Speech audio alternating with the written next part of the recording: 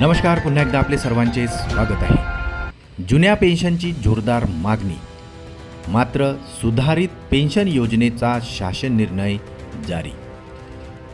दीर्घकाळापासून जुन्या पेन्शनच्या हक्कासाठी लढा देणाऱ्या महाराष्ट्रातील लाखो शासकीय कर्मचाऱ्यांसाठी शासनाने अखेर सुधारित पेन्शन योजनेचा शासन निर्णय जारी केलेला आहे।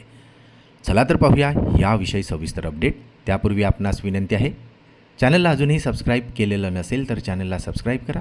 नवनवीन अपडेट मिळविण्यासाठी समोरील बेल आयकॉनला प्रेस करायलाही विसरू नका। अत्यंत कामाची बातमी आपल्या सहकारी मित्रांना शेअर करायला विसरू नका।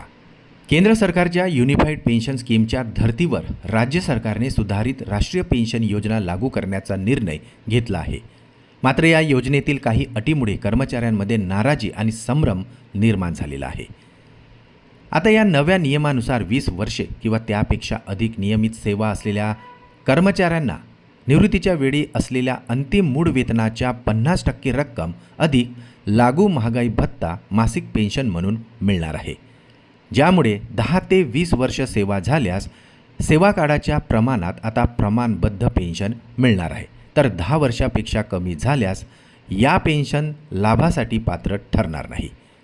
मात्र वेतनातून होणारी कपात आणि योजनेतील आर्थिक अटीमुळे अनेक कर्मचारी नाराज असल्याचे चित्र आता दिसून येत आहे।